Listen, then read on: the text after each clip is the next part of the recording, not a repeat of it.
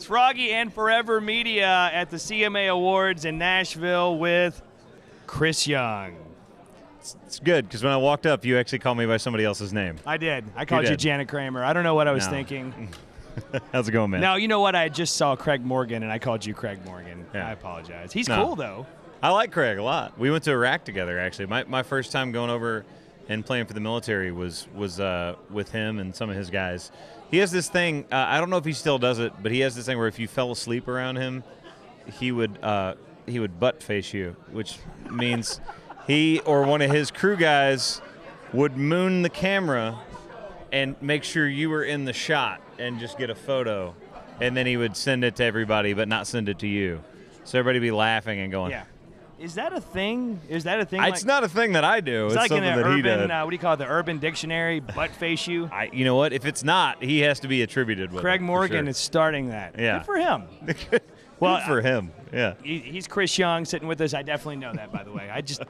And we're playing your song, I'm Coming Over, a bunch. Thank you. Appreciate that, man. Album comes out in 12 days. Yeah. 12 days, man. So pumped. I mean, everything from the tour to, getting ready to drop this record to the single, it just went top 5. It's the fastest selling single I've ever had in my career. So. And you've had a bunch of hits. Yeah, man. I mean, it really is something special. So I'm pumped. I'm ready for people to have this album so they can track through it. I feel like I've been talking everybody to death a little bit about it, but it's it's time. I started working on it last November, so it's time for it to be out. Right. The process, though, you work on the record, you promote the record, you put out a single, then the record comes out like 8 months after that. Yeah, man, it is. It's a long process. People are like, so do you listen to your own records? They'll ask a lot of artists that question. It's like, well, I did when I first did it. It's like now I'm ready to start working on the next thing soon. Sure. So and I'm exaggerating a little bit, obviously. Right. I'm ready for it to be out there. And there's a duet with Cassidy Pope on the record. There's a song that Vince Gill came in and guested on. There's some stuff that's people actually came in and sang harmonies on that aren't even listed as features. So there's a lot of camaraderie with this record process, and it was the first one I've co-produced. So that was something that was really, really cool for me. More importantly, how's your fantasy football team?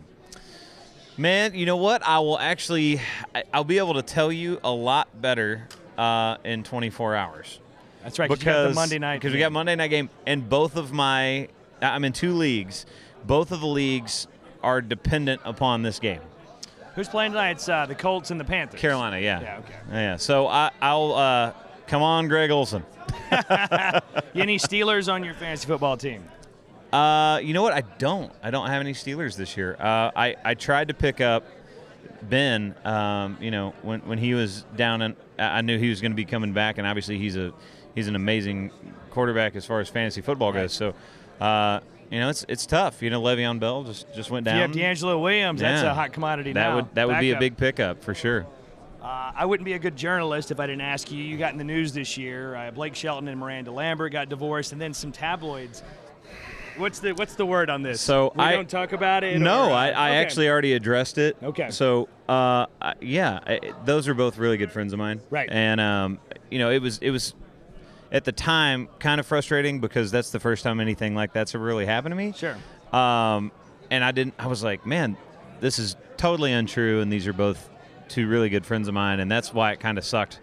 Because I knew that they were going through something, very real. When people hear it, they just automatically believe stuff. Yeah, and then of course after the fact, after everything blew over, and I don't really address rumors. I actually put this on all of my social media. I don't normally address stuff like that, but when it came to something where it was 2 friends of mine, right. I felt like I had to say something. Sure. And then after the fact, of course, I was like, well, this is not exactly how I imagined me being on the front page of Yahoo News for the first time, but right. There it is. Right. So. I thought you handled it well. You came right out and said this isn't true. I mean, that's not all you can do now, Yeah, I mean, like I said, it's 2 really good friends of mine, and I just when it comes to something like that, I feel like I needed to address it. Sure. He's Chris Young, and best of luck to you, man. Hope to see you in Pittsburgh tonight or in 2016. Hopefully, you win your fantasy football game. And I'm just excited about the record. And the record. I have an album that comes out on November 13th, and I'm not Craig Morgan. He's Chris Young. We're in Nashville for CMA Week with Froggy and Forever Media.